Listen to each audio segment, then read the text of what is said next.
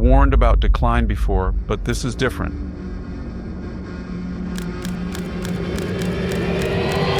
This time, the danger feels immediate.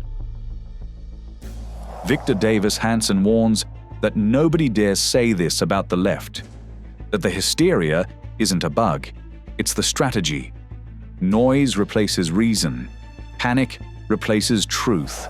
There's been a recent hysteria over a provocative commercial, a jeans commercial by American Eagle. It portrays the young blonde model Sydney Sweeney, she's also an actress, putting on or taking off a pair of tight jeans, and the background lettering or messaging is Sydney Sweeney has great genes, and the gene G, as in chromosomes, is crossed out, replaced by JEANS. And the message is that she's a natural beauty, but that she's a natural beauty in part because she has on American Eagle genes. End of story? Not quite. The left went hysterical, claiming it was objectifying whiteness, that we were privileging white people over people of color. No nuance, just outrage on autopilot. The left went hysterical, and they said this was objectifying whiteness, that we were privileging white people over people of color. We were talking about eugenics because of the word genes, and they just thought this was intolerable. And they even compared it to Hitler, and they were off to the races to the Hitler Third Reich comparisons. But this is what's odd about it. We have all sorts of models that pose for gene commercials. American Eagle have had Black women, people, Hispanics, everybody. And do you remember the ad by Levi's for Beyonce? Levi's has her portrayed with a cowboy hat, a yellow wig, and in a country western setting with Levi jeans. I thought it was wonderful. She's beautiful. She has the same type of figure as Sydney Sweeney. Nobody objected. Nobody said Beyonce is objectifying whiteness because as an African American, she's got a blonde wig on. She's emulating the white cowboy country western modern culture, and she's got these tight jeans, and it's then appealing to a particular audience. No one said that, of course, because that's not what Sydney Sweeney was doing. So what was she doing? Critics on the left exploded, calling the genes at racist, eugenic, even likening it to Nazi propaganda. All over denim and a healthy-looking family. Number one, she was telling people that she's attractive and that you can be attractive, maybe not to the same degree as Sydney Sweeney if you put on American Eagle jeans, but will help you to be more attractive. And indeed, people are going out and buying more American Eagle jeans on the theory of the advertisers that you too can be Sydney Sweeney. And that's the essence, isn't it, of all advertising. The second thing that was going on, she's also sending a message to the younger generation. We got to get back to classical beauty. Aristotle said beauty is based on proportion, mathematics, and it's imprinted on our brains. He's talking about architecture, landscape, tree. Why is a tree beautiful? And in terms of women, it's imprinted on our brains that women are thinner than heavier, more wash-piece figure than not, more buxom than not. And we have tried to say that that's not fair, that everybody can't be like that, therefore we're not going to do that, we're not going to portray it, we're not going to emphasize that. She's saying to the younger generation, you react to me because it's imprinted on your brains that I have a thin waist and ample posterior, and I'm well endowed, I have a big bosom, and that appeals to you, and I'm going to show you. That's all it was. The other ironies about it, when you want to go down the everything is race category, you have to be very careful to know your history. They kept saying, this is eugenics. She mentioned genes. What was the eugenics movement? It was a late 19th century, early 20th century progressive movement. It wasn't Democrat or Republican, it was progressive. The idea that we're going to use science to determine gene pools and then breed people accordingly, supposedly. All the expert opinions failed because they tried to force old logic onto new frontiers. And when it didn't fit, they doubled down instead of stepping back. This counter-revolution is sort of like that. All of the expert opinion hasn't had a good track record simply because they tried to apply old logic to new explorations that they weren't sure what was happening or why they were happening or if they'd ever seen it before. So we were supposed to have a recession, a stock market collapse, poor GDP, reduction in income. We didn't have that, partly because we've never seen a tariff applied across the board to countries, especially that were running surpluses with the United States. And apparently we can lower, and we never thought we could, this $1 trillion deficit. We don't know the implications on the budget. We don't know the implications on the economy. Our Secretary of the Interior, Doug Burgum, has announced that we may have $15 trillion in foreign exchange. We've never had anything approaching that number. What is the economic implications of that as far as job growth, new factories, new economic activity? We don't know. We're all worried that Donald Trump's inherited $2 trillion annual budget deficit will not be reduced, at least in the foreseeable future, if not raised by the big beautiful bill. But on the other hand, we've never seen anybody try to cut $200 billion, which may be actualized at the end of the year from the federal budget. Scott Bessent, the Treasury Secretary, thinks there might be $300 billion in additional revenue. You get up to $500 or $600 billion taken away from the deficit, and you're almost, out of $2 trillion, you're almost over a quarter of the way there. So we've never seen anybody do that with that amount of tariff revenue. We've never seen anybody do that with that amount of federal cutting. As far as the universities, we don't know what the effect will be of taxing the endowments. Everybody's shrieking, loud, panicked, and desperate, claiming this will wreck the universities, as if the wreckage didn't already happen on their watch. Everybody's shrilling and very shrill and saying this is terrible, it's going to wreck the universities. We don't know the effect of reducing the surcharges on federal grants from 60% down to 15%.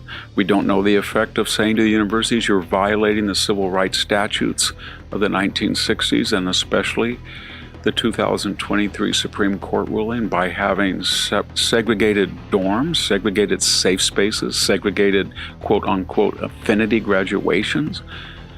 But what if we can't anticipate what might happen, and what might happen might be very good.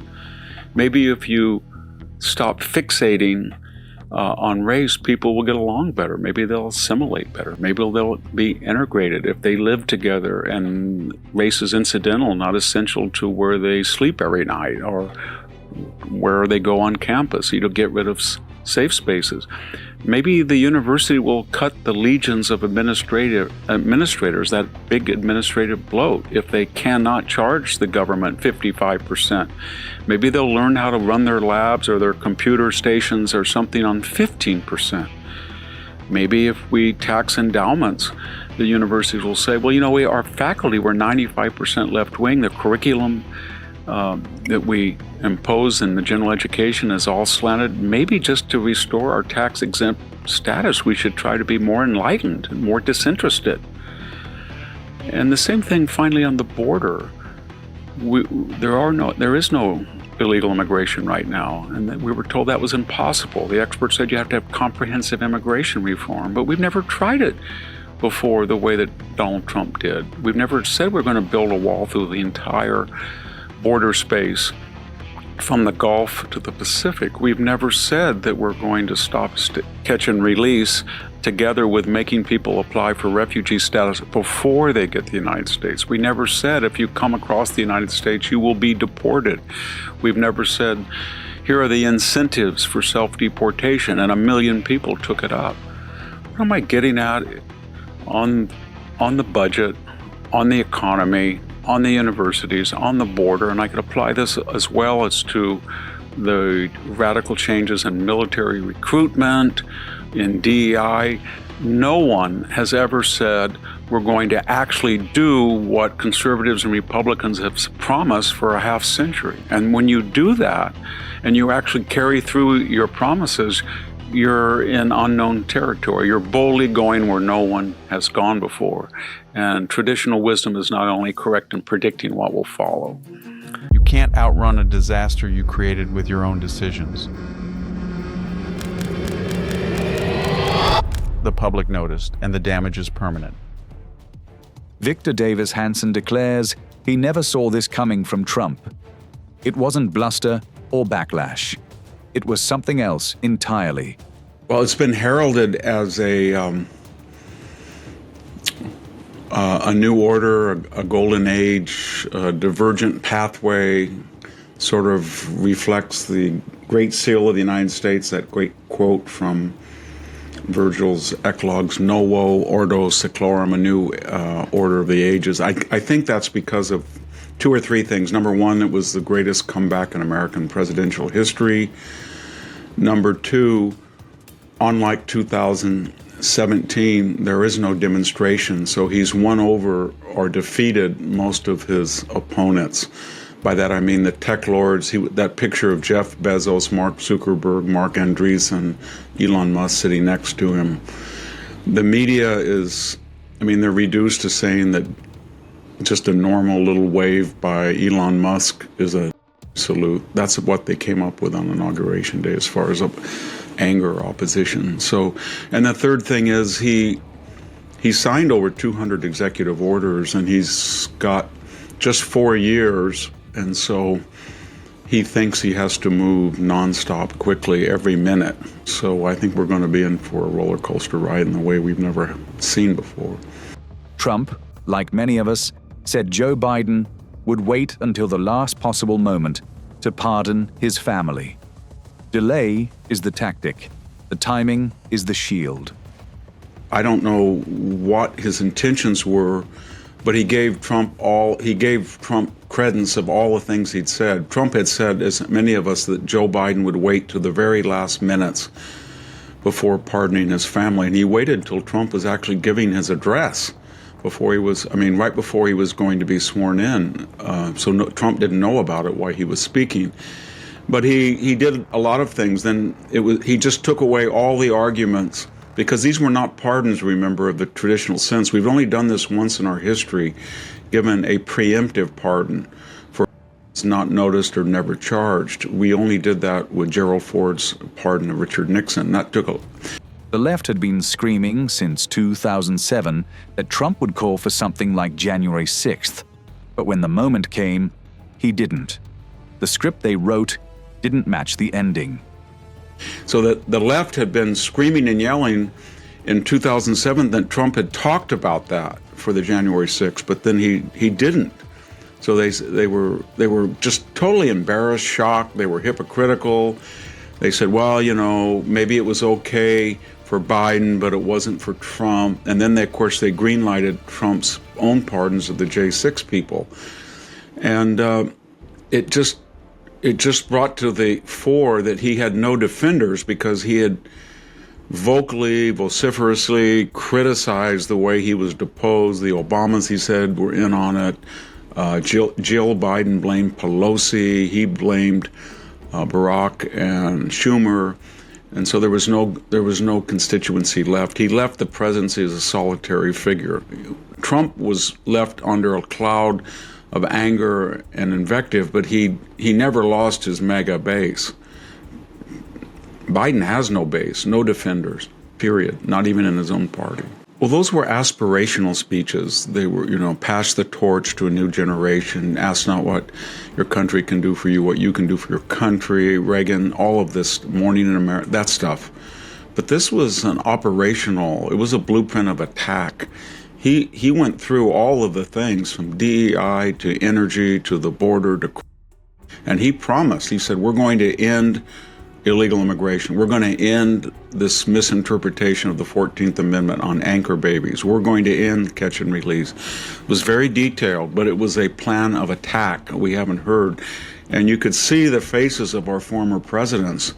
It wasn't just that he bitterly attacked Joe Biden and by association blamed the Clinton-Obama record, but when they heard what he was detailing and promising, the The faces of Obama, Bill, and Hillary said it all. Oh my God, this man is a revolutionary, not a politician, but a wrecking ball aimed straight at their legacy. The faces of Barack Obama, Bill Clinton, Hillary Clinton, even George W. Bush, it was, oh my God, this man is a revolutionary. He's going to cancel everything that we did. And so that was pretty shocking, and everybody thought he would hold back. But he doesn't play by the Marquis of Queensberry rules. His view of the world is these people are pretty nasty people, and under the guise of sober and judicious language, they tried to impeach. They did impeach me twice. They tried to get me off the ballot. They waged lawfare in 5 different jurisdictions against me. They're not nice people, and I'm not going to play by their roles of, and I'm just going to call them out for what they were. Marco Rubio, the new Secretary of State, more or less said what you just did. And I think for 2 reasons. The argument that Trump is making and Rubio is making is after World War II, when Russia, China were pretty much non-existent given the tolls of the European, what's now the European Union was flattened. We were the only, Britain was broke after their heroic sacrifices. We were the only superpower, and the idea was we had to indulge the world so that they could reboot. And it worked with the Marshall Plan and asymmetrical tariffs. But we are no longer that country. We are no longer preeminent, even though we're doing pretty well. So Trump's argument is this was an ossified, calcified paradigm that long outlived its usefulness, and now we are going to look at ourselves vis-a-vis our friends and enemies in terms of America first. And then second, his argument was, and has been throughout the campaign, that globalism was something that was asymmetrical. It enriched the bicoastal professional elite, the tech people, the insurance people, the finance people, the media people, the academic, but it destroyed by outsourcing and offshoring the interior. And he was going to be their retribution and say that we're not going to do quote unquote Bush free trade or Romney free trade or McCain free trade, to speak of his own party, and we're not going to have an open border in the way that the Republicans supported as much as the Democrats. Even though Trump didn't attack anyone personally, the backlash was fierce, because that was the first clear outline of the MAGA agenda. The message, not the tone, was the threat. Even though he didn't attack people personally, it got a lot more criticism because that was the first formal outline of the MAGA agenda, and that galvanized people to oppose him. But now, when he reiterated many of those points, it wasn't so abstract, and it was detailed. And the subtext was, when he gave that speech, he didn't know anything about Washington. That was his own confession. So when he came in, everybody rushed to him and said, you don't know what you're doing. We're the Republican hierarchy. You need a Rex Tillerson, CEO at State. You need a Jim Mattis at Defense. You need John Kelly at all these people. And their attitude toward Trump was, whatever directive that he issues, I'm going to interpret it as what I think is best. And in some cases, maybe I'll help him and transfer it into bureaucratese. But in many cases, I'm just going to thwart it.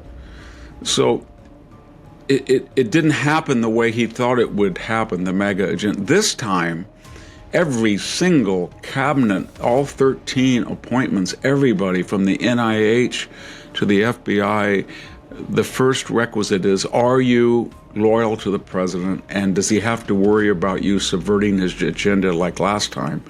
And the answer is no, we're all force multipliers. So when they heard that speech, they kind of got scared because they thought, you know what, this is what Kash Patel and Pete Hegseth and Pound Bondi and Marco Rubio and Jay Bhattacharya, that's what they're going to do. And now they know how to do it. And there's no opposition, interior opposition. There's nothing left. And Joe Biden has discredited the opposition. And even the Obamas, who were very prominent in this weird surrogate presidency where they kind of operated the gears and levers of the Biden administration while he was a waxen effigy.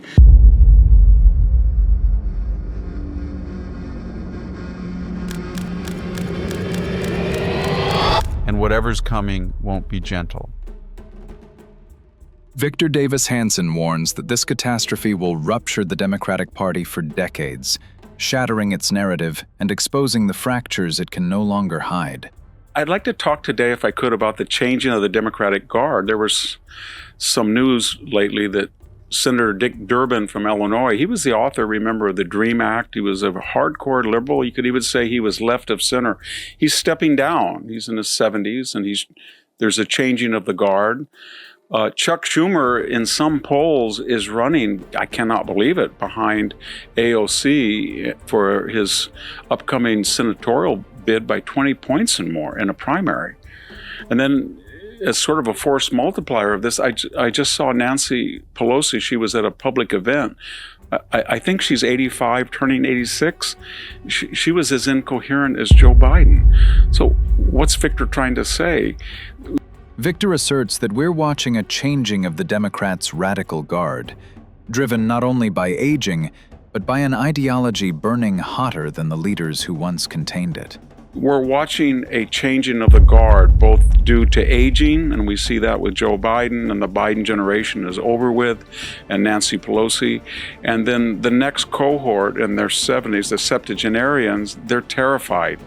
Dick Durbin's terrified of being primaried, and so is Chuck Schumer. He took the dignified way out. Chuck Schumer will probably fight to the very end and be humiliated by AOC. Recently, there's been almost an epidemic of left-wing hysteria about violence and people who commit violent.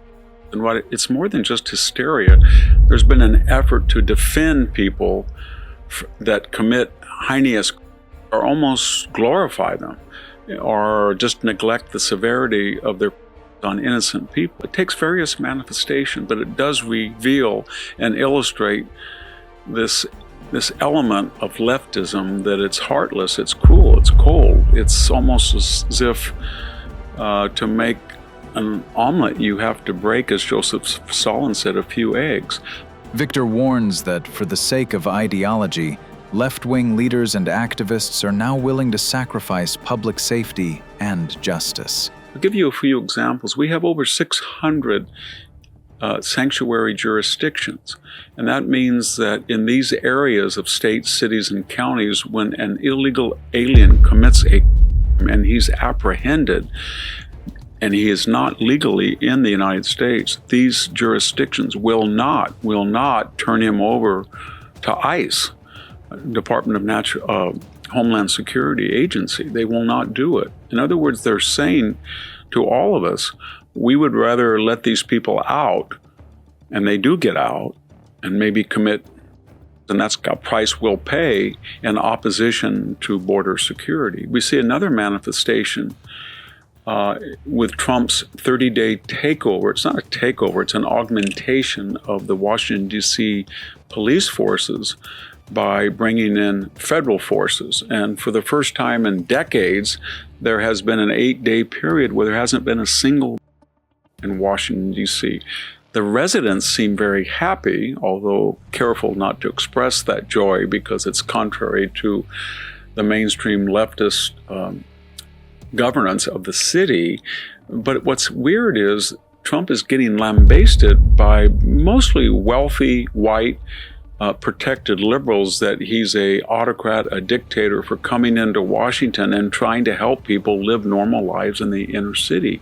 Again, the theme is they don't care about the number of people this week have been saved from either being or maimed or wounded.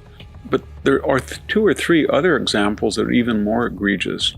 We all remember the Doge 19-year-old Edward Corestein. I hope I can mention his nickname without seeming foul, but he was called Big, quote, Big Balls. Victor says Edward Corestein was caught in a Washington, D.C. crime scene, a jarring example of how disorder is spreading while leaders pretend everything is fine. And he worked for Elon Musk. He was attached to the Social Security Department, the Department of Treasury, and HHS, etc., looking at the budgets of these various cabinet divisions. He was walking late in Washington, D.C. after a gathering. A young woman left ahead of him. He was worried that she shouldn't have been walking a short distance alone to her car. When he followed her, he heard her scream. There were 10 young thugs. They were trying to carjack her car and hurt her. She was confronting them. He ran over, pushed her in the car, tried to get her secure. She locked the car. Then he faced off with these 10 people, and he was beaten to a pulp, as you would expect. 2 of them, the prime suspects, were arrested, detained, and of course a local judge in Washington, D.C., a liberal appointed judge, let them out. They're out now stalking people again, no doubt. But the point is, a lot of people on social media on the left said, why should we worry about a wealthy, basically white kid who gets roughed up a bit? Is that why Donald Trump went into Washington? And if so, we don't really care. It was very heartless. It reminded me very recently, do you remember the United Care CEO, Brian Thompson? He was a person from the middle class, was born without status or advantages or money, and he worked himself up to the leadership position of one of the largest healthcare concerns in the United States.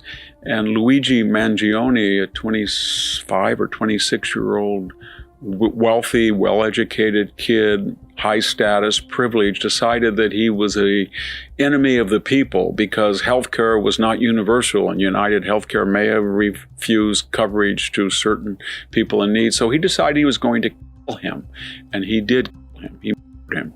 It's on tape. Victor notes that some on the left went so far as to canonize Edward, turning him into a folk hero, even staging a play about him on the West Coast. And what was the reaction of the left? Some on the left canonized him. They even made a play about him here on the West Coast. He is a folk hero. A former Washington Post reporter did an interview and talked about how magnetic he was, good-looking he was. There was one other example. There was a Blackstone, that's a real estate investment firm in New York, a very successful young woman in her 40s, Wesley LaPatner, and a deranged or angry, I don't know what we would call him, young man walked in broad daylight with a semi-automatic weapon. He was angry because he felt he should have been given a chance to go to the National Football League, and he had a vague idea where the National Football League headquarters was in Manhattan. He burst in through security. He didn't even get up to the NFL. Instead, he saw various other offices that had nothing to do with his grievance, and he 3 people. One of them was Wesley Patner. She was a 42 or 43-year-old mom, very successful, all well-liked. It was a horrendous accident. And yet, when you looked at the social media response, it was very similar to Ed Korstein's action that earned him sarcasm or criticism, very similar to Luigi Mangione, that was, as I said, made a hero for someone. In this case, the shooter was contextualized. People said, you know what? She makes thousands of dollars per minute. I'm not going to worry that she was offed by somebody who was from the underclass. And what is the common denominator of all of this new leftism? It's sort of Stalinistic. It basically says, for the greater good of the revolution, there are enemies of the people. We don't want to know what their independent circumstances are. We don't really care if they're moms, they're nice people, they're bad people. All we know in our Marxist binary, they're on the wrong side of the ledger. They're the victimizers, and the poor people who are thugs and assaulted them, they're the victimized. They had a perfect right, we're going to weigh in. In other words, it's one of the most heartless and disturbing aspects of contemporary popular culture. And it's pretty much the domain of the left. We can use violence. Any means are necessary to hunt down and enemies of the people, or hit, assault, rough up people that we feel are not sufficiently sympathetic to the underclass.